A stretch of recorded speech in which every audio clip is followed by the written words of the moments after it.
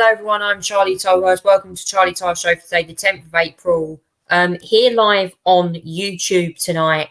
Yes, as you can tell, we've got a lot to get through tonight. I'm joined by late party sports Zach James around All Days News. Hello, Zach. Hi, Charlie. Hello, mate. Now, Zach, I want to start with the opening monologue tonight and the agenda, as always. Now, if you've been watching the news this week, you'd have known exactly what happened in Ukraine. Boris Johnson today visited President Volodymyr Zelensky over in Ukraine to assess the gravitation of the situation of the war, which so far has escalated in the past week. And also the Prime Minister there promising more armory for the Ukrainian military. However, though, this week I have been appalled by the scenes in places like Bucha and Kramatorsk, where the Russians have continued to bombard those areas. In Bucha this week, I am extremely disappointed and extremely livid with the situation over there. The fact that humans such as us, civilians, have been shot, executed in any way or form. Innocent people are being killed. And I tell you what, the Russians should pay the price of these war crimes massively. The missile attack on the Kramatorsk train station where civilians tried to evacuate this week was horrendous. Frankly, again, another war crime is committed. The Russians clearly think that civilian targets matter to them and they matter to their president, Vladimir Putin, who continues not to give in and wages war in Ukraine. Zach, what do you make to the latest scenes in Ukraine? The scenes in Butcher this week, Charlie, were completely immoral. Just to see, it looked like a terrorist zone, quite frankly, and it probably was. It was a war crime. What was shown and what was seen in Butcher, the mess that the Russians have left behind is astounding. Really, to be fair, Charlie, it's a horror show. It's a murder scene. It's a slaughter scene. It looks like the scene where the animals would go. And I'm afraid, unfortunately, it's for humans. It's a tragic scene as well, Charlie. This should not happen. It must not happen. But I'm afraid it is happening. And it's just a terrible, heartbreaking scene. I mean, the fact that the Russians are going around killing all these people is unforgivable, really. It really is. We've had a fifth round of sanctions this week from the European Union. It still hasn't stopped. And by the way, the G7, including the UK, it still hasn't stopped Russia doing what they're doing. They're refocusing to the east rather than going for Kyiv. It's possible that they could try and go for that later on. I've sort of suggested that to you as well, Charlie. But nevertheless, it's the images that were on the show this week that tell the story of what the Russians have left behind. We've also seen the images today, Charlie, and the other day of what leadership can look like when you're actually up to it as well. We've seen the astounding leadership of Zelensky. And then we had those unusual unannounced appearances from the likes of Ursula von der Leyen, the European Union Commission President, who made a visit to Kyiv to meet Zelensky. That was first of all wonderful. That's very good of her to do that. Number two, it was also very good to see leadership on display, and I don't often say that for our Prime Minister, but it was good to see leadership display for Boris Johnson actually unannouncing not going to Kyiv, to go to Kyiv and unannounce it on the weekend, presumably for security reasons, because if he announced this, then there will probably be a lot of security concerns if he did go. But yeah, it was quite the sight, Charlie. Nevertheless, to see a British Prime Minister in a very highly secure town, in a war zone, basically, as well, it was actually a welcome sight, if you think about it, Charlie, as well, which was good as well, because we know, for all his faults, Boris Johnson, if you think about it, he's been all right on the war. I mean, there's a lot of areas that he certainly could improve on, and certainly several areas such as the refugee scheme has certainly not gone to plan. But on this occasion, he's done it right, hasn't he? I mean, there's no only getting the praise. Some would say it's a PR stunt. Some would say, it's British leadership on display. I would say it's just, nice humanity to actually see him go out there, even if you dislike him quite a lot. And I still want him out personally as Prime Minister. But, it was actually good to see him actually obviously stand up. And I'm sure in Ukraine, Charlie, if you think about it, he's much more popular in Ukraine, Boris Johnson is, than say, our own country, which says a lot. But, I think this would have been a welcome sight to see for the Ukrainians, certainly as well. Yeah, Zach, I have to say, I think Boris Johnson should have visited the country. I'm glad he visited today. I mean, you got to see what Winston Churchill done during the Second World War, visiting, several countries. I think he visited Russia. There was an agreement or something in Russia there. We saw that, obviously. Boris there showing respect, going over to Ukraine, visiting President Zelensky. I think it shows a mark of respect. The fact that America haven't done it really surprises me, to be honest, as well. But yes, I think Boris was right to do that. Obviously, 50 dead in a missile attack in the train station where there were people trying to escape. Kramatorsk the other day. I think that was, again, you got to argue a war crime in reckoning there. And we're going to get on a bit later on, because to the Great British Star and Red Devil, one of the nominations that I have chosen is from that. Actually, it's from the Human Rights Council, by the way, that was involved with that. We'll come on to that a bit later on in the show. But yeah, Zach, I have to say, what have you made this week of Russia? Because it's clear to me President Putin does not want to end in Ukraine. He certainly doesn't, although he seems to be reshifting his strategy a little bit, Charlie. Because it's clear to me that he feels like he's been ill-advised, certainly on the situation. I mean, his own Kremlin has acknowledged the amount of death of the Russian soldiers that they've had, which is bizarre. You have to say that they even recognise their own problems, but and unusually un-Russian, because they would normally shrug it off and not do anything about it. But if you think about it, Charlie, they are surprisingly acknowledged in the reality, in my view, and that's what they've struggled to do throughout this. But the problem is that there's a sense of they're trying to look at the real picture here, but there's also a sense of, they're still trying to radicalize their supporters, saying that this still can be done. I mean, as I said, if it doesn't end with Ukraine, what else does it end with? I don't think it'll get to that point, though, Charlie, because the Ukrainians are strong enough. And they already failed the Russians, to be fair, in getting their main objectives. I mean, I know they're putting resources out of the regions to focus on Donbass and the so-called independent republics, the illegally declared independent republics. But and they're probably doing better there than, say, what they've done in central Ukraine, Western Ukraine, for example, Charlie. But nevertheless, Charlie, this is no matter how much Donbass is a key reason for them, they've still failed in their first main aims. If you think about it, I don't think it's going to get to the point where he can go around just willy-nilly taking over countries and NATO territorial in areas that are not in NATO territory, but still inclining close to Europe. I mean, this week, if you think about it, Finland and Sweden are on the verge of applying for NATO, Charlie. It's not really surprising, considering this war probably accelerated their process to that, and they're probably well conditioned to NATO if you think about it. But yeah, and this is the other thing, Charlie. Look, the one that I think you haven't mentioned, is the train station. Look at that. What is it? Is that an engine or something? Or was that a rocket? That's a missile. That's a missile. Wow.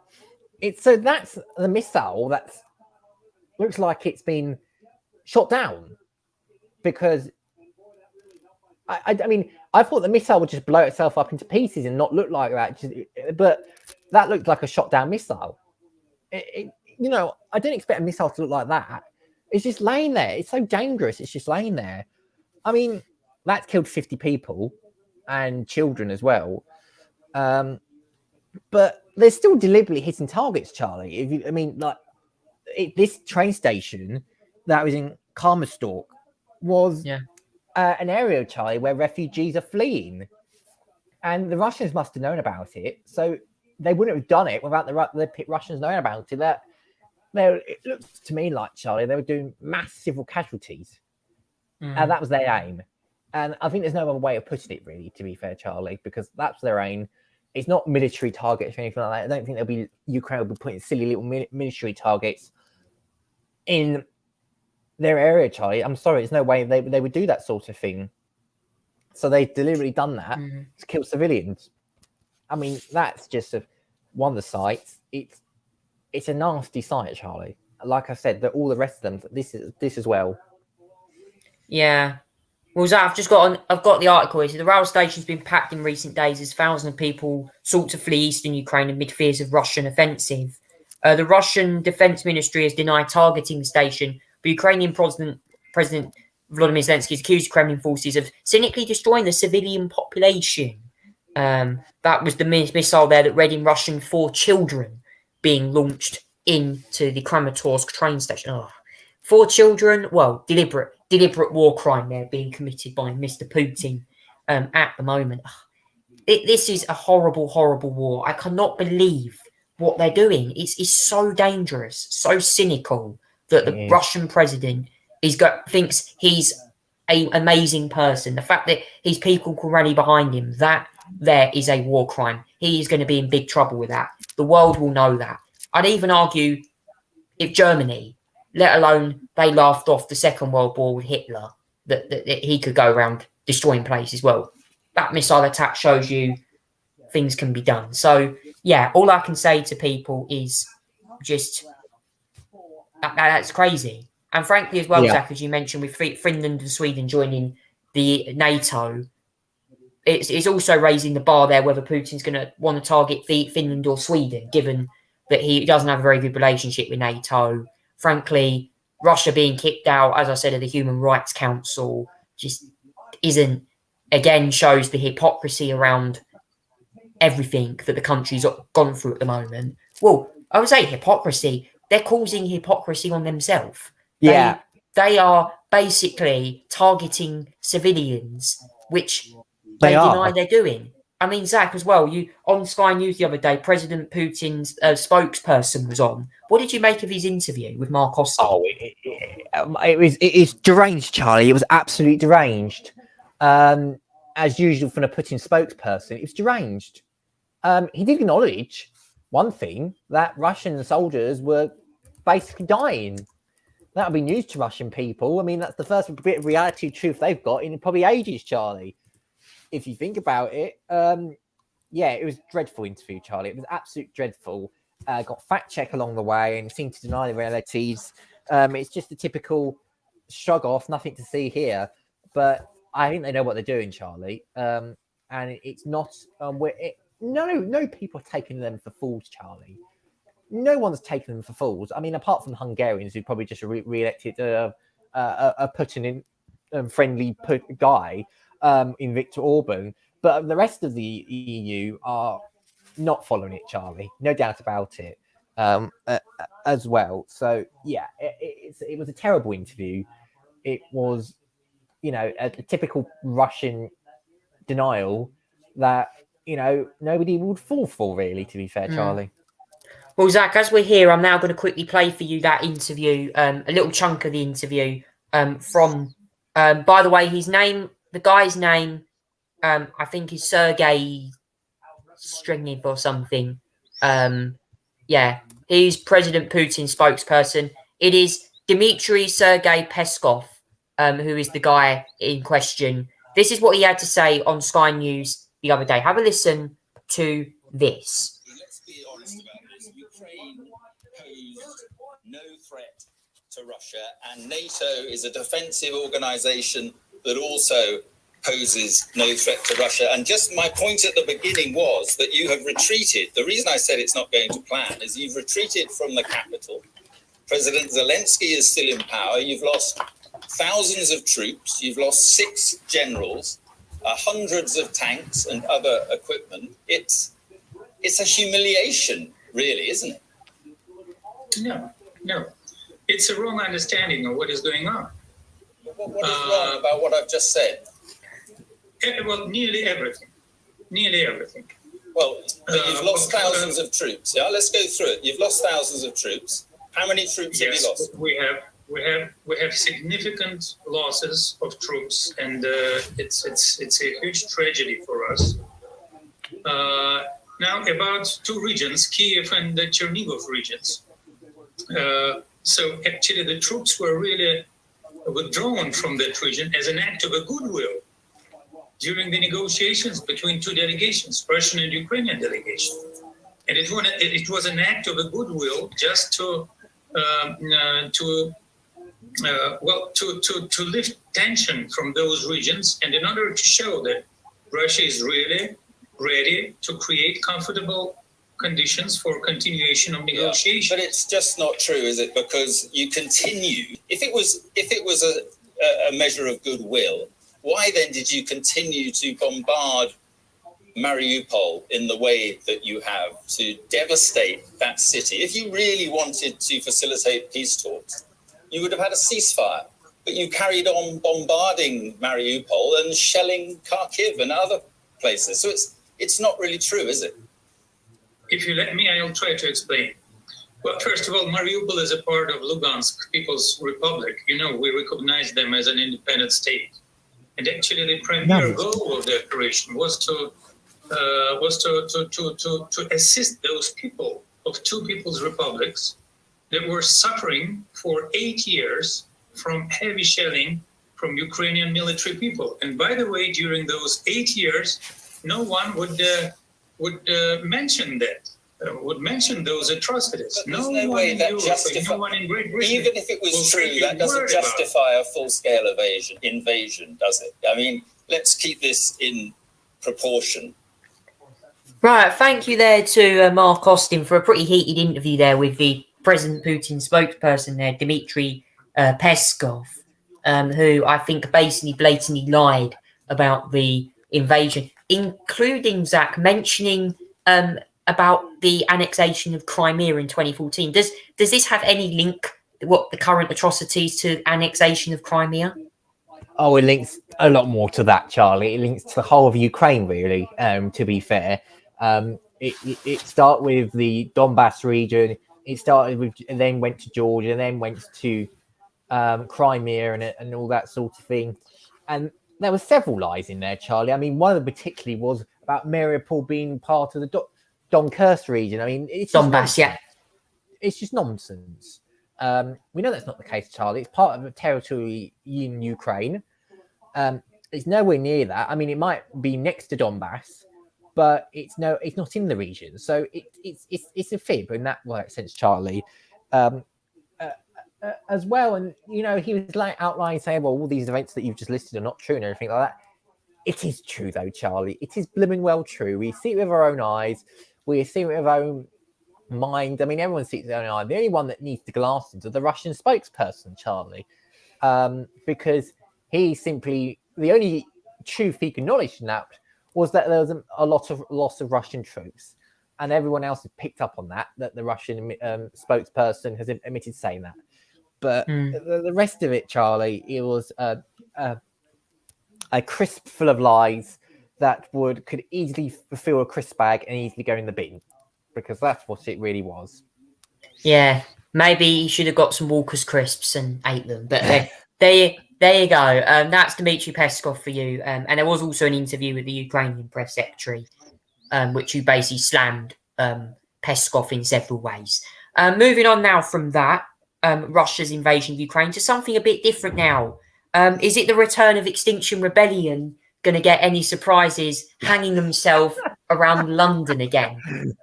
Zach, what do you make of these people? These people certainly are causing more mayhem on the roads like Insulate Britain did. Oh, they're back again, Charlie. I thought it'd been a while since I last heard about them, but no, they're back.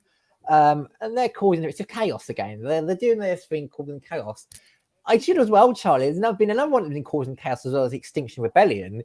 It's a group called Just Stop Oil, I believe, Charlie, who are basically doing the same thing, but going around near oil plants and places which use lots of oil and basically sticking themselves to roads, lampposts, fence posts, buildings, to make a point that we should be abolishing oil totally in this country as well. Probably not the brainiest of ideas, considering the fact that we are going through a gas and oil crisis as it is.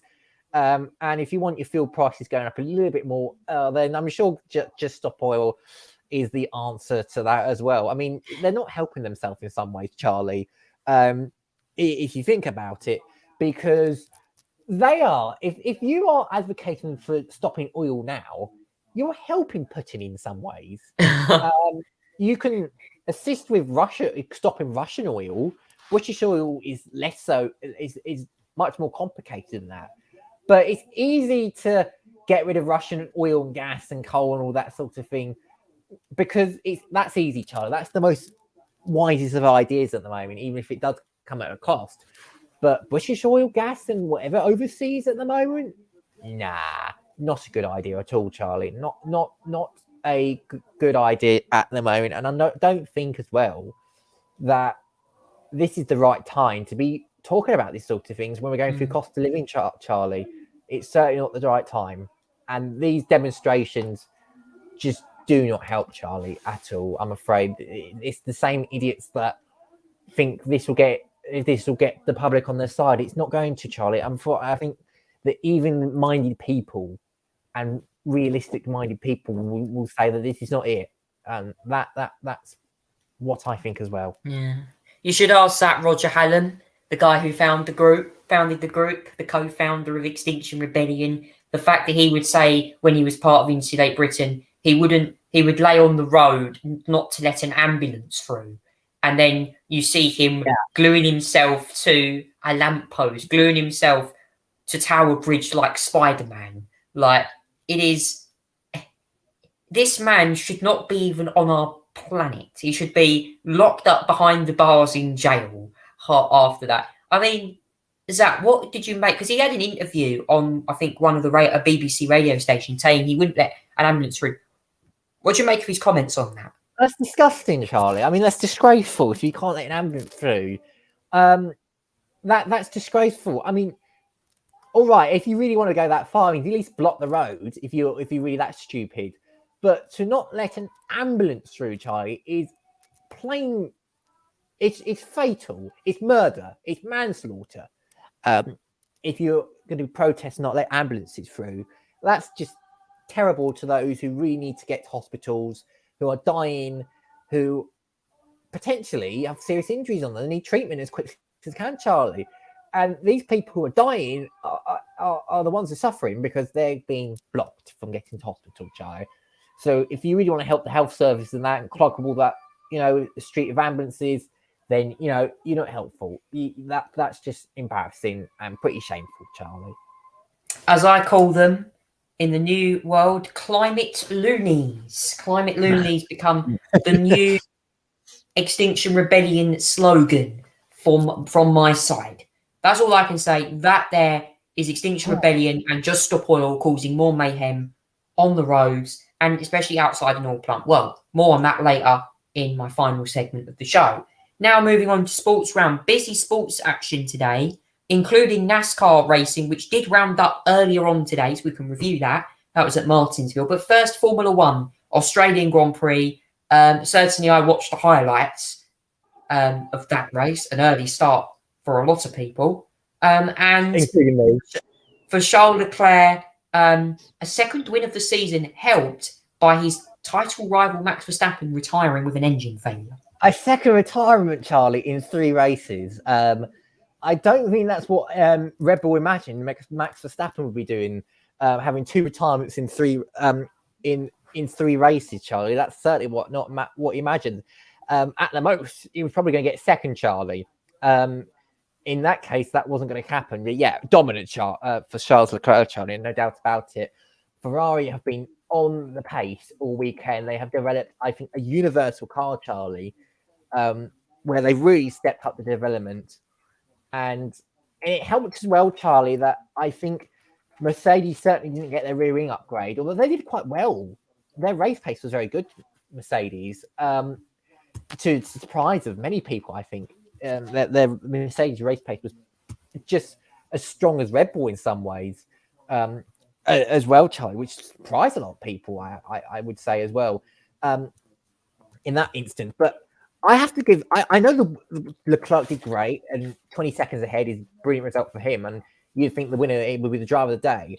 But for me, Charlie, my driver of the day was certainly Alex Albon. I mean, had you seen what he did with those hard tyres, Charlie? 57 laps on one tyre. Oh, woo! Wow, what a god he was, Charlie. I mean, incredible. I mean, I know we had a few safety cars, and that probably helped with the tyres, but 57 laps on that tyre, which is probably the maximum legal allowed, and still got a point in 10th position. Oh my goodness me, Charlie. That was utter insane from Albon. It really was. If he didn't stop, of course, he probably got a penalty or even disqualified. So that's why he had to stop. But I cannot believe how well he did to do 57 laps, Charlie, on one tyre is insane. That would just be the sort of thing that you think Lewis Hamilton could manage. Obviously not, but Alex Albon, I mean, certainly his press and returns to Williams, no doubt, absolutely, definitely impressed me. He's another man, and I think he's a crucial guy behind the scenes. I mean, you know, Albon helped Tsunoda at the end of the season. He's helped Red Bull develop a much faster car. I mean, you know, he's incredible, Charlie. What a drive by him. And he was my driver of the day, certainly, as well. There's the rest of the results. Perez as well in second. Russell first podium for Mercedes. I mean, it's for third race, considering they have not the greatest car on the grid, Charlie. They did well, third and fourth. I'd say his second podium for Russell, given Belgium last year, which wasn't really a race. This is his first for Mercedes, officially, as well. McLaren's are batting back on form again, Charlie, haven't they? 5th and 6th. I mean, like, yeah, it may be track specific, but wow, they found some pace this weekend, Charlie. No doubt about it. They were back on form. Ricciardo will certainly be impressed with a 6th place finish. So will Lando, as well. Great result, great qualifying as well. By the way, Ocon was 7th. I think he'll be pleased with that. Valtteri Bottas, another good result for him, is 8th position. I think he'll definitely be pleased with that, Charlie, with 4 points. Pierre Gasly 9th, 10th, as I said. Alex Albon, Guan Yu Zhou just missed out on the points. Lance Stroll 12th. A dreadful weekend for Aston Martin, Charlie. They are the only team in the Constructors' Championship and the Drivers' Championship without points at the moment, Charlie, which shows you the decline, really, of their car season. As well, Stroll got a 5-second penalty as well, I think, for weaving on the front stretch as well in the race as well. Mick Schumacher 13th, Kevin Magnussen 14th, no points for Haas this weekend. Tsunoda, Paul racing 15th, Nicholas Latifi 16th, as well, 17th. Fernando Alonso had an awful weekend. Awful weekend as well. He was going to do so well in Q3, and unfortunately crashed the car. He could have done wonders in Q3, Charlie, if had not crashed the car. Max Verstappen, wow, 2 out of 3 races he's retired now due to problems with the car, mechanical problems. It may be another fuel-related issue, Charlie, which, if that's true, that's a serious problem for Red Bull and their sister team, considering the likes of Gasly retired that problem as well. Tsunoda had problems with that as well. Didn't start the race last time. Very serious problems that the Red Bull teams, Charlie, no doubt about it. Vettel, dreadful weekend as well.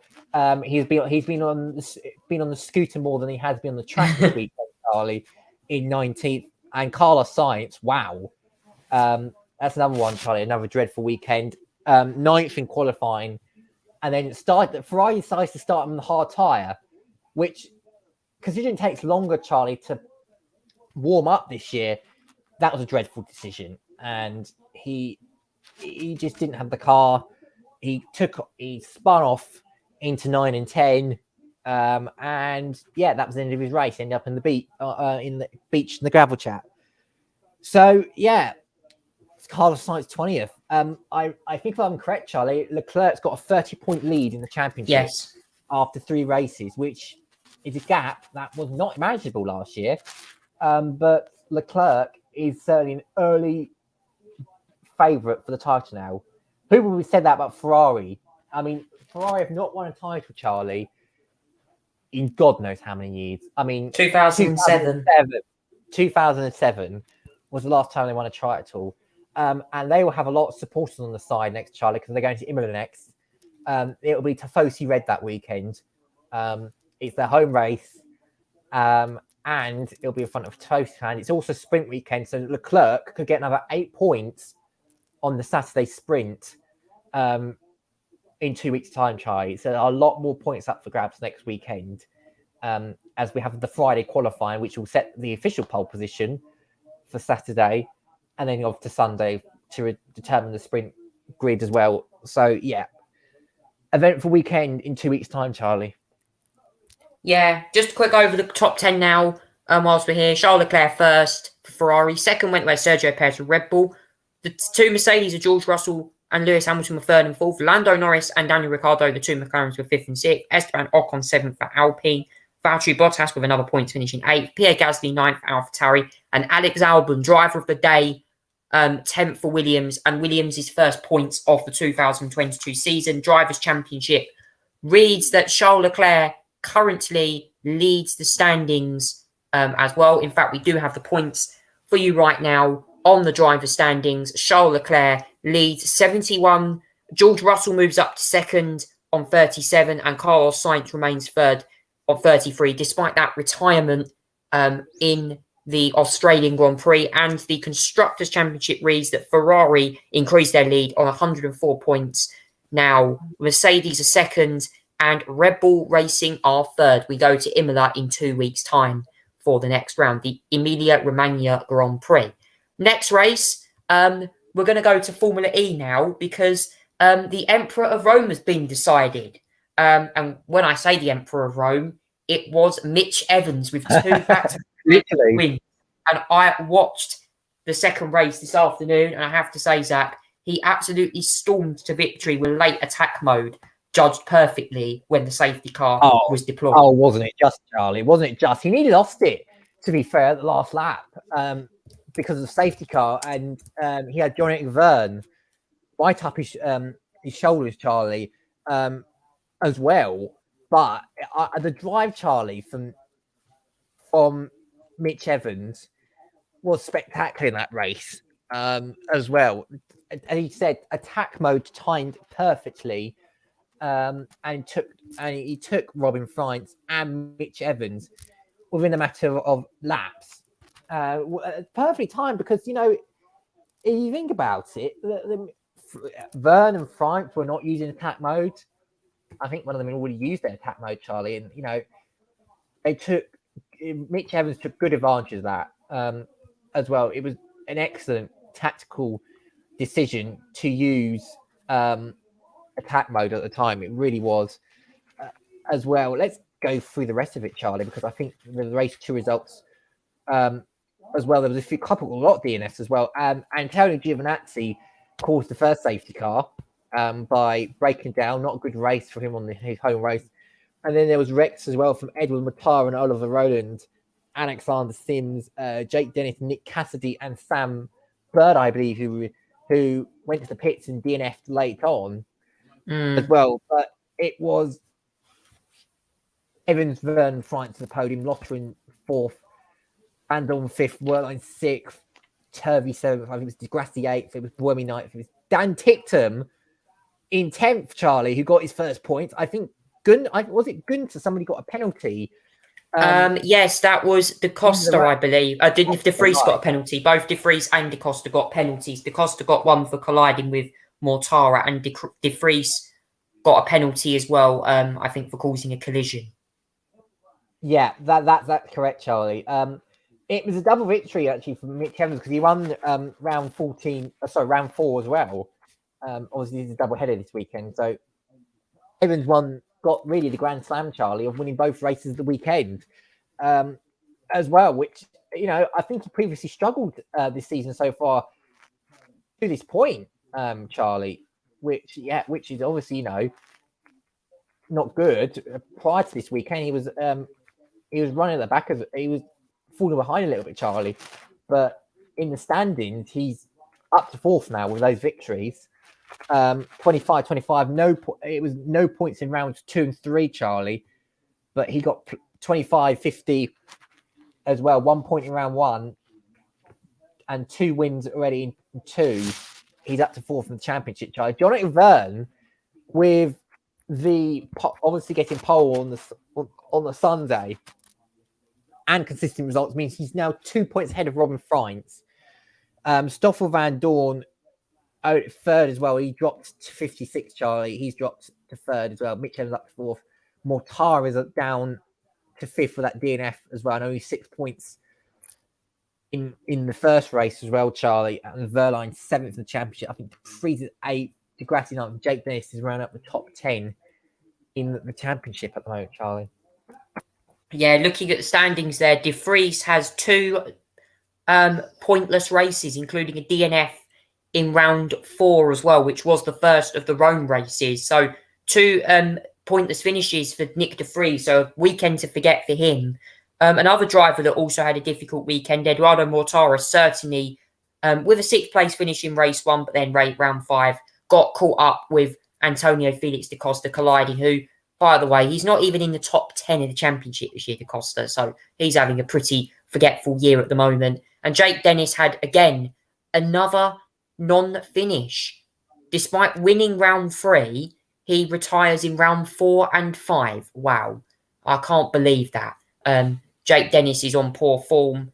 And Sam Bird's unfortunate luck continues with a DNF. Shame for him, because he looked quite good on to score a decent result in the second Rome race. But yes, unfortunately hit trouble under the safety car. And then also, as well, in the final race, just plenty of carnage at the end. Saw little change really in the standings for Sam Bird, and unlucky end to the race as well. And just checking out on the drivers' standings again as well at some of the trends. Da Costa struggling, and a double points finish, as I mentioned there, for Neo, with Oliver Turvey and Dan Tipton coming home 7th and 10th respectively in the second race. So that is Formula E. Next up, we go to the NASCAR Cup Series, and the race has actually been concluded. It was an early morning start for the Martinsville race. Thankfully, I've watched the highlights, so I know who won it. It was William Byron, I think, for the second time this year, who won a race at Martinsville. And Zach, this race was won in overtime. Very chaotic. Yeah, it was won in overtime, Charlie, under lights as well. I saw the Xfinity race. It was quite chaotic. And I think the same would be said for the Cup Series race, Charlie, as well. Logano was pretty much in control of Byron was pretty much in control of the race. 212 and 403 laps led Charlie. Obviously, the 403 is an extension because of overtime as well. But Byron just managed to finish ahead because Joe Logano was literally chasing him in the last couple of corners, Charlie. But obviously Logano didn't get enough there to win, to catch William Byron, who won as well. It is his second win because he won in Atlanta as well. And this is now someone who's won 2 of the 7 races now, Charlie. It's been a winner for all the different 7 races we've had, Charlie. But now that has now finished with William Byron winning the race. He also won the Truck Series race on Thursday night, Charlie, because he was completing it as well. So it's been a double victory weekend for William Byron as well, Charlie. So good weekend for him as well. I got through the other results as well. Logano was finished second, Austin Dillon third, Blaney in fourth, Ross Chambers the 5th one, Kurt Busch and Kyle Busch 6th and 7th. The Busch brothers down there.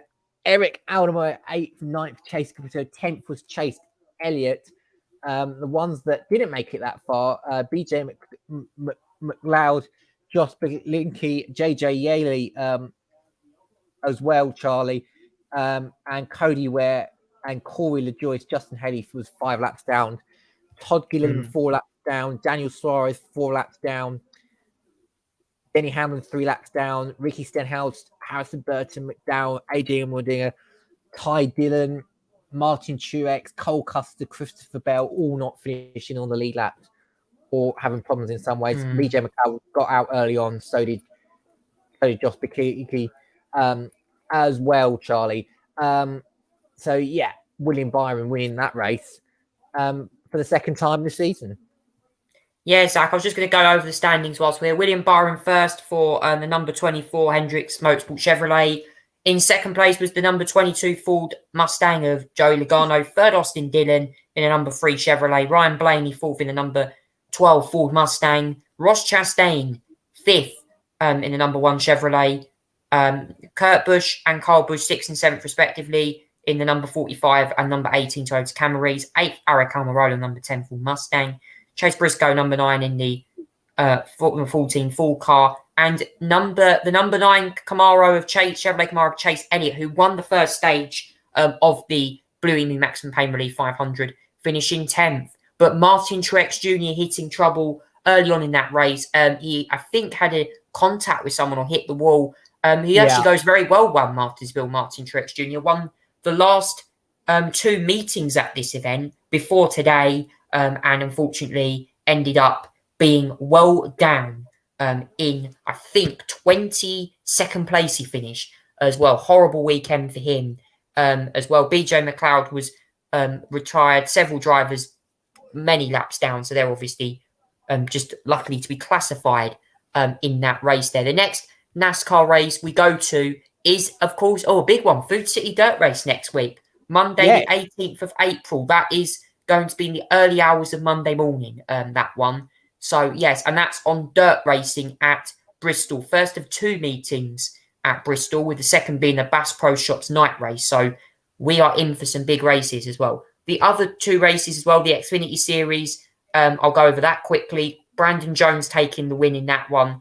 AJ Allmendinger was third. Second, going the way of Landon Cassidy. What did you make to the rest of the action in the NASCAR motorsport weekend? Yeah, as I said, Charlie, William Byron winning the Truck Series race. So it certainly had a successful weekend. Brandon Jones winning the Xfinity Series. So that Xfinity race was quite chaotic, Charlie. There was a few bit of pile-ups in the Xfinity race. I think one on the front stretch as well that blocked the track, Charlie. I think it was red flagged at some point as well, if I remember correctly as well. So, yeah, a bit of a chaotic weekend. But next weekend, Charlie, it's dirt racing as well for the Cup drivers, certainly. It is dirt racing. That's no race for the Xfinity Series next week, but it is dirt racing next week, Bristol Motor Speedway. I love a bit of dirt racing, Charlie. It's always a bit of fun on a short track that is dirt racing. It always spices something up, Charlie. It creates a new kind of racing, and certainly an entertaining bit of racing as well, Charlie. Certainly that part. So yeah, next week it's dirt racing. Certainly a lot to look out for. Yeah, and as well as that, of course, Bristol held one last year. Joey Logano winning that race in quite fine style as well. And obviously the race before that, I was actually won by Denny Hamlin, the Toyota Owners 400 at Richmond. Before we forgot to mention that the race took place before. Zach, what did you make of that race in Richmond that Denny Hamlin won? Yeah, I mean, it was a pretty good race, wasn't it, Charlie? I mean, Hamlin won the race pretty convincingly at the end. You know, I mean, if you think about it, Richmond's not always the most exciting of races, but he certainly managed to get himself a Harvick at the end, and with William Byron as well. So, yeah, it was a good race to Hamlin and a good victory as well. Yeah, so that's all I can say on that one. Sports Round is back another time. Obviously, IndyCar actually are due to be racing tonight. They're on now, actually, Charlie. They're racing at now. Long Beach. Yeah, I've actually got something on the television. I've got in the background just as I speak. It's lap 4, and Colton Herta is currently the leader so far, Charlie. We've got 82 laps to go, though, so plenty of race action. I'm sure we'll update about it next week. Yeah, and he was on pole as well, Colton Herta, for that race. So, yeah, plenty of action there as well. Now it's time for Charlie's good news. Now, I've found some good news already that looks pretty incredible, and I want to share it with you today. The Russia and Ukraine Russia's invasion of Ukraine has caused many people to find new things to do in bomb shelters. We saw once a Ukrainian girl singing Let It Go in her own language. Today, another piece of good news has been sort of signed, and this is a heartbreaking letter. I have to say it's good news because this is a message of another Ukrainian girl, and I thought I'd share this with you now, actually, whilst we're here. So this is a Ukrainian girl who was 9 years old, has promised to be good so she can meet her mama in heaven in a heartbreaking letter. Her name was Galia, who was 9 years old, wrote a letter to her mum thanking her for the best 9 years of her life after she was killed in the Russian invasion. The tragedy happened in Burikiana, where the situation is said to be significantly more dreadful than Bucha, where mass civilian casualties were discovered. Now, in this letter, it says, Mama, this letter is a present for you on March 8th, the girl wrote. If you think you raised me in vain, thank you for the best 9 years of my life. I'm very grateful for my childhood. You are the best mum in the world. I will never forget you. I want you to be happy in the sky. I wish you go to heaven. We will meet in heaven. I will try my best to be good, to go to heaven also. Kiss you, Galia. Galia there writing the letter.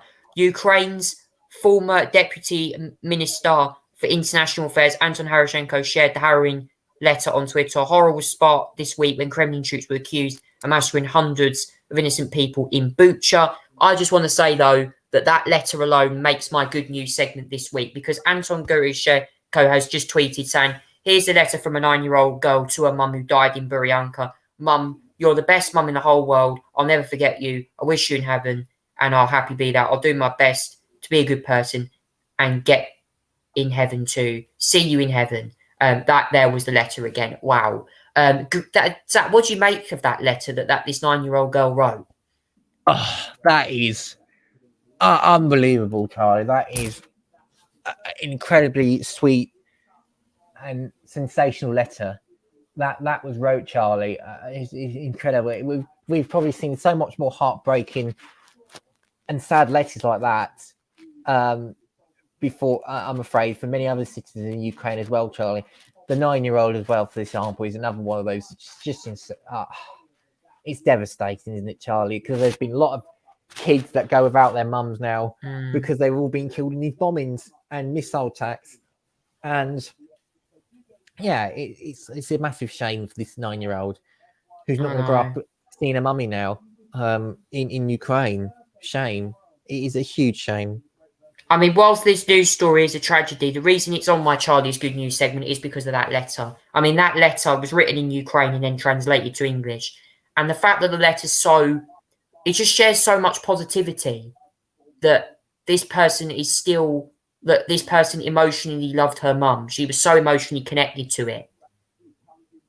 Yeah. For me, this letter was what made my Good News segment this week. Would you agree, Zach? I certainly agree, Charlie. Absolutely. I mean, the letter itself is reason to be for good news, even if it's a bit heartbreaking. It's always good to see an inspirational talent such as that 9-year-old write a letter like that. It's amazing. Yeah, that made my segment this week. This good news, Charlie's Good News, a 9-year-old girl writes a heartbreaking letter. Have to say, though, this letter certainly made it for me. And just another bit of good news before we before we move on to the papers this week as well. I thought I'd share this news because based on the fact that positive news has always been a big thing at the moment, I thought I'd share something a little bit different on my show.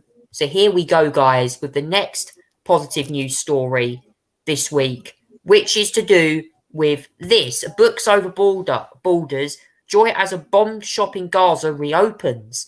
Now, a global outpouring of support is allowed of a beloved bookshop to reopen its doors after all had been destroyed in an Israeli airstrike.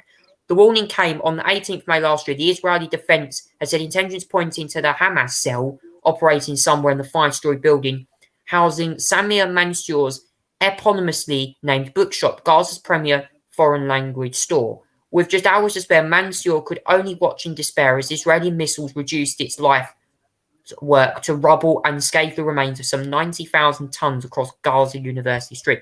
Now following international fundraising effort that drew in £189,000 or $250,000 in donations, Mansour's beloved store, founded 22 years ago, has risen from the ashes in a new location fewer than 100 metres from the bombed out site of the original. It's more than a bookshop. People go in there, squat on the floor and read books. It's a library, said Anglo-American human rights lawyer Clive Stafford Smith. It's a community institution. Sama is famously grateful for everything people have done. I mean, Zach, another example there of how a war has changed another venue, including this very famous bombed shop. Yeah, it certainly has, Charlie. But first, I will have to say, Charlie, I'm glad it is an amazing achievement. That shop has reopened. That sounds like the impossible come possible, Charlie, because many other building shops wouldn't be able to open, Charlie, because they've all been rocketed and destroyed. But the fact they've managed to rebuild this is incredible, and they've transformed it, Charlie. It's absolutely incredible. Fair play to them. Indeed, that is fair play. Thank you so much for everyone tonight who has been an inspiration, especially in Ukraine. That 9-year-old girl there writing that letter touches me with heart. It shares positivity. The fact that even though her mother's died, she's still carrying on and she will be the best mum she'll ever live. And that bookshop that's reopened there, wow. All I can say is a huge achievement to get that open. So that's Charlie's good news this week. We'll do it all again next week. And moving on now to having a look at the national newspaper headlines for Sunday. We'll keep you updated if any new newspapers come out at all. But we'll go for the current papers that are out at the moment. Now, here we go. The Observer goes with the headline, Prime Minister pledges new arms during a surprise visit to war-torn Kiev. The Sunday Express goes with the headline, Welcome to Kiev, my friend. Boris vows unwavering support with £100 million in arms for Ukraine. Now, the Sunday Telegraph, or the Sunday Telegraph as it's called in this case, goes for full-scale NATO military force to defend its borders. And Rishi Sunak faces questions over blind investment holdings. Also as well, Youth Swings gives Le Pen an unexpected election boost. That is Marie Le Pen, who is the presidential candidate fighting Emmanuel Macron in the French presidential election. More on that in a minute. Rishi's on the brink, states the Mail on Sunday, in that pretty bold headline there. The Sunday Times goes with the headline, Sunak's wife escapes number 11 goldfish bowl, as well. Sunday People goes, prove you'll help sex victims, Andrew. The Daily Star goes with a pretty much a football headline, Manchester United cheat dumped by wife, she reveals in an Instagram post. Zach, what do you make to the latest newspaper headlines? Well, bit of a mix, but I think they're mostly focused on Ukraine and Johnson's video at the start of the Observer. PM pledges new arm during surprise visit to war-torn Kiev. As we mentioned, Charlie, that Prime Minister made an unexpected, unannounced appearance in Kyiv to meet Zelensky. As well, Charlie. Obviously that's contained for security reasons, I guess. As well, Charlie. As well, but what the Prime Minister announced, Charlie, was he announced that he was going to send 120 armored vehicles to Ukraine after he met Zelensky as well. That was basically why he went there, to offer a new set of weapons and armor as well. He's going to a new anti-ship missile system as well was addition as well, Charlie, as well. So 120 vehicles, an anti-ship missile system, more support, Charlie, for Ukraine, and certainly more weapons in the fight against Russia. Really, that's what it was. The same goes for the Sunday Express. Welcome to Kyiv, my friends. Pointing out, obviously, that's the close relationship. £100 million this new equipment's costing in terms of transfer money, in terms of the cost of getting these new weapons and send this off. But welcome to Kyiv, my friend, is obviously reflecting the fact that Ukrainians think quite highly of Boris Johnson in their country. Not really surprised, because Britain has been a good role model, I think, Charlie, in providing support for Ukraine. It's certainly one of the best out there, I think, in my opinion. And I don't often say that with Britain, but that's true of them. I think they've done quite well out of this. certainly the Prime Minister as well. The Sunday Telegraph, full-scale NATO military force to defend borders. So NATO have basically said, Charlie, that they've announced this kind of a new plan about this. They're going to basically send more troops to their borders now, and they're also going to ramp up their forces there as well, Charlie, put in new preventative measures, basically to deal with situations like this, Charlie, and to protect their borders if necessary, anything happens as well. It's just existing commitments as well, Charlie. But obviously, because of this war in Russia and Ukraine, that more defense is going to be needed on the borders of Ukraine. Of other NATO countries such as Poland, as well, and many other places that are within NATO. They need to be on the borders in case anything happens, Charlie. So that's the Sunday Telegraph there. As well, let's move down actually to the Mail. Now this is complicated, this one, Charlie. Let me explain what's happened with Rishi. He's on the brink. Sunak has come under hot water, and so has his wife. Several things that happened this week, Charlie. One, it appears that Sunak's wife has been basically avoiding tax. In simple words, Charlie. As well, they've got I think what it's called, Charlie, is, if I look it up, Charlie, because what the situation, Ashki Murphy is her name, Charlie. She's a very wealthy wife. She owns many businesses as well. Charlie. She's got 9.91% stake in her father's tech info suite. That's worth £500 million. She claimed non-dom status, Charlie. What this is about means she does not have to pay UK tax on an international income. So basically, it's a tax dodging method, Charlie. It's not illegal, but considering we are in a cost of living crisis, it's incredibly out of touch and patronising, Charlie, that she's had this non-dom status, Charlie, in terms of her claiming income. It's very out of touch. It's very patronising. It's an insult to people, Charlie, no doubt about it. And the other thing that was revealed this week, Charlie, was Rishi Sunak hold a US green card for well over, I say, 18 months since he was Chancellor. A US green card is basically saying you are a permanent resident of the United States. Well, that isn't true, Charlie, because Rishi Sunak has been living in the UK for well over 6 years. He's been an MP since 2015. And yet somehow he only received his green card in October 21. Why claim to be a permanent citizen of the United States when you are running the UK's finance systems, Charlie? No wonder why his ratings have dimmed this week, Charlie. He's got no chance of becoming the Prime Minister now, I have to say, Charlie, because of these terrible, terrible decisions that he's been making on cost of living.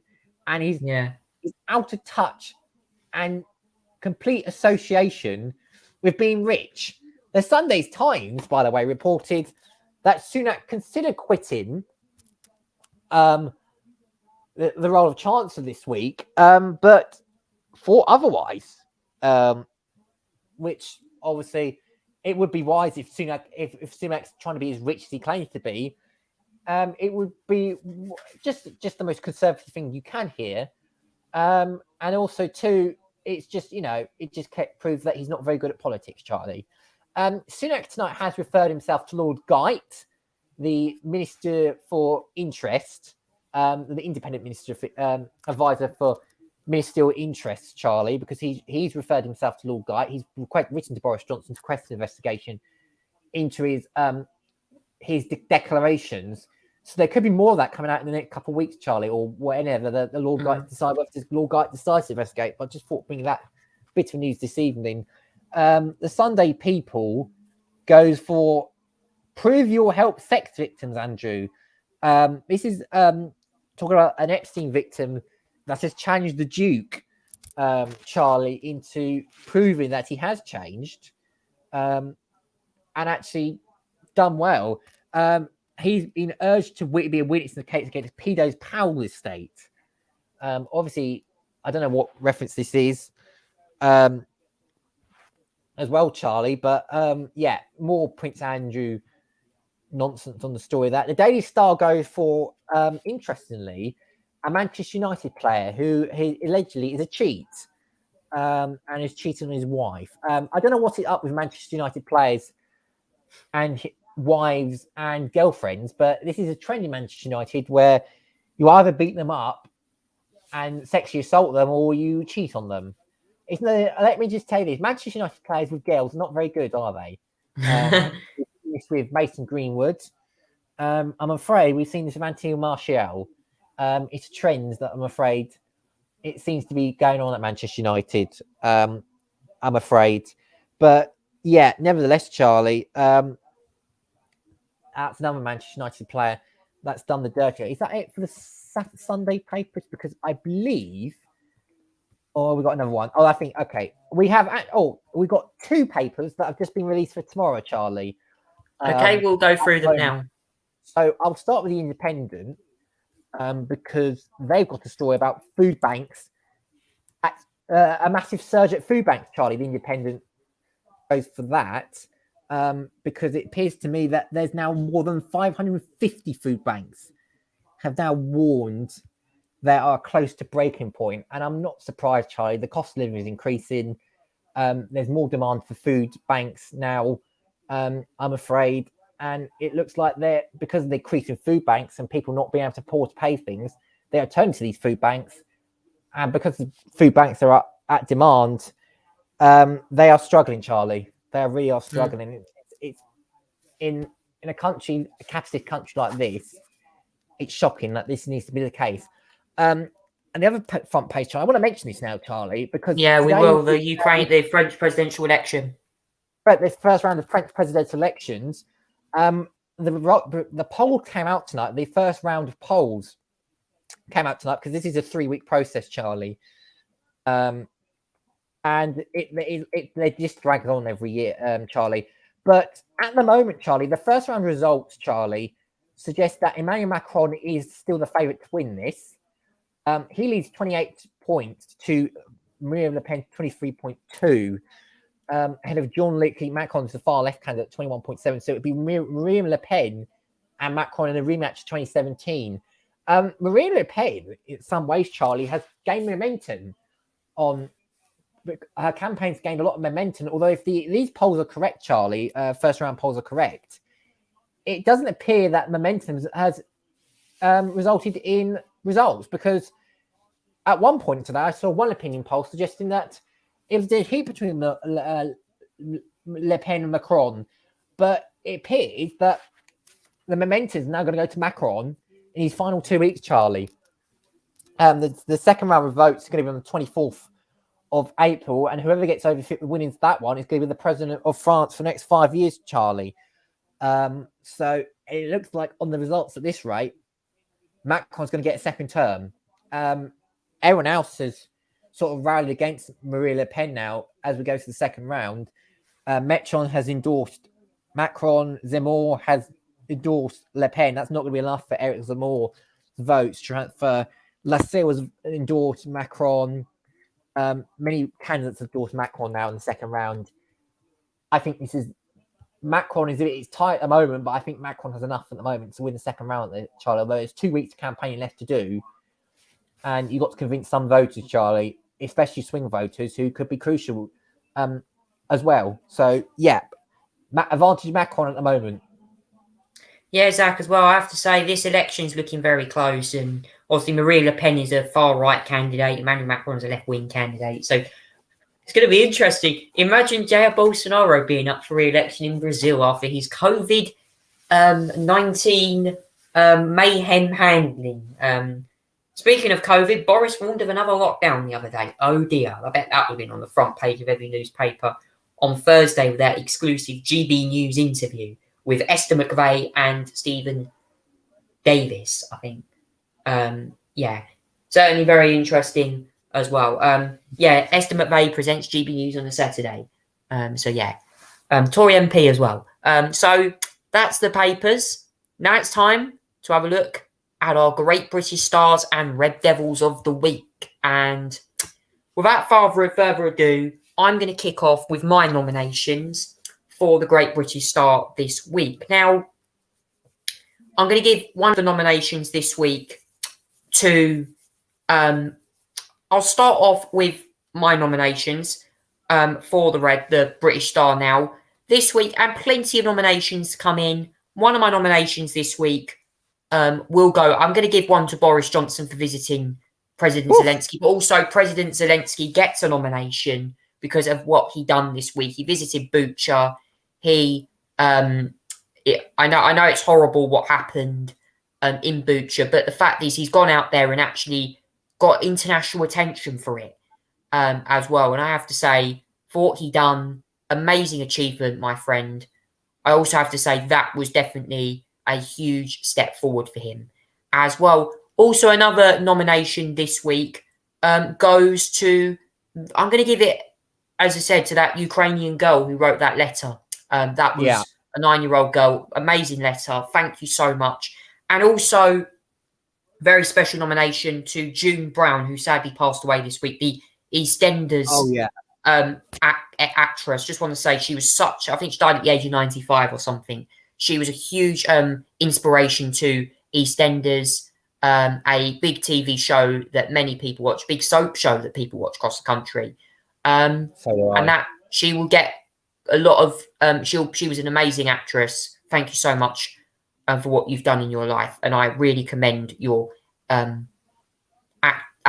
and actressing in EastEnders.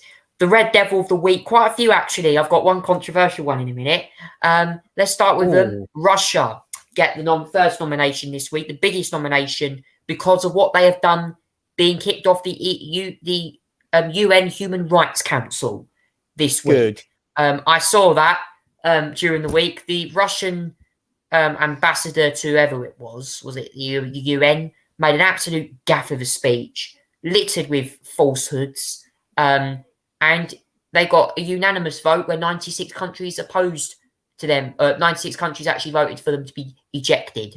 Only about 24 of them voted for them. Maybe Lukashenko might have joined in with that as well for Belarus. But yeah, that was my first nomination. My second nomination, Andrew Neil gets a nomination. Now, the reason Andrew Neil gets a nomination is because he's swapping GB News, which he thought would be a fantastic station for him. Then he thought, oh, I'm going in the wrong direction. Now joins Channel 4. I will say, though, it's good to see him back on the screen, but Channel 4 getting privatised. So the fact that Channel 4 are going to get privatised, in a way, kind of makes me think why he's joining that station. But it's good to see him back on the TV, though, on a Sunday very soon. In May, I think it is. So Zach will probably explain more of that in a minute. But yeah, Andrew Neil gets a nomination. Nadine Dorris got my Great British Star nomination for the Channel 4 privatisation. And my final nomination for the Red Devil this week, oh God, here we go. Another Red Devil nomination goes to the Russian President Vladimir Putin because of what he has done in Ukraine so far again, killing civilians, writing a missile that says 4 children on it. Yeah, not cool indeed. Zach, what do you make to the nominations I've chosen? I agree with most of them. I wouldn't agree about the China 4 privatisation, though. I think that's an awful move. I don't see the value of that, Charlie, to be fair. The privatisation, I just think it's a political decision rather than an actual decision laying results of anything. So I will disagree with that one. So, yeah. Okay, let's get to my decisions. I'm going to sort of go out of politics for the good news for my British Star of the Week, Charlie. I'm going to give it to researchers at the Albert Einstein College of Medicine. A very peculiar choice, you might wonder. They have done some research and found a new strategy to prevent clogged arteries, Charlie, which clogged arteries is basically a plaque of the arteries, and it can reduce blood flow. It can, in instances, block the blood flow, which could cause heart attack, stroke, and even death, Charlie. They have found a new strategy by boosting champagne medicated autophagy Charlie, as well. So that keeps the functions moving by selectively degrading the proteins that cells contains, and it contains key proteins, and that keeps it going. And any disruption allows the protein to keep correct toxic levels as well, Charlie. So yeah, I'm going to give it to researchers at the Albert Einstein College for finding ways to prevent clogged arteries. So basically, another way to prevent death. Basically, they are the stars of the week for me, Charlie. And the Red Devil, I'm going to give it to the Russian spokesperson for Putin for the interview on Sky News, where he got fact checked for 30 minutes and still lived in the reality of a Black Death, Charlie. The black hole is certainly where he belongs, I'm afraid, for this week. In terms of the Red Devil, Charlie. So the Albert Einstein of researchers, it's quite a comic, interesting name for it, because it's actually a good name for it, because they're a bunch of clever people, Charlie. They're the British stars. The Red Devil goes to Putin's spokesperson. Dmitry Peskov is Putin's spokesperson as well, if you don't know any of the listeners watching on YouTube tonight. That is the Russian President Vladimir Putin spokesperson. I'm actually surprised he'd done the interview in English as well, given that Putin has not spoken English for many years as well. I have to say, though, it's going to be interesting. Now, Zach, obviously, Parliament are on recess. Final thing before we finish tonight. What do you expect news-wise will happen next week in the political world? Probably a couple of mentions of Rishi Sunak's taxes. There'll obviously be Prime Minister's questions, probably for only about 2 weeks, but then we're going to have the Queen's speech in May, middle of May, end of May. So it'll be a frantic couple of weeks of action needed in Parliament, Charlie, before they break up for a new session. But I expect the cost of living in Ukraine, maybe a bit of Rishi Sunak as well, is going to be under a little bit of scrutiny for the next couple of weeks, Charlie, as well. Yeah, and also as well, in America, the United States also will see news, I'm sure, on transgender policies as well. Yeah, I mean, that's a bit of a culture war going on there, isn't it, Charlie? As well. It might be something that's mentioned here as well, because due to the fact that there's been a bit of controversy around the transgender conversion therapy. That was supposed to be outlawed by Boris Johnson. That doesn't appear to be the case now. So a lot of LGBTQ people waging culture wars, Charlie. It's so boring. Everyone is equal in their own right, Charlie, I think. In their own way, and it appears that minority seems to be used against Charlie, unfortunately, half the time, which is a massive shame, really, to be fair. But yeah, I wish politicians weren't so annoying with this. In other words, let everyone be who they want to be and stop meddling with people's lives, really, to be fair. Yeah, that's all I can say on that one. But it's time now to conclude the show. Thank you so much for watching on this Sunday night here on the Charlie Tolhurst Show. We'll be back again next weekend for more great action on the Charlie Tolhurst Show live on YouTube. I'm your presenter, Charlie Tolhurst, and you've been watching the Charlie Tolhurst Show. Take care and good night.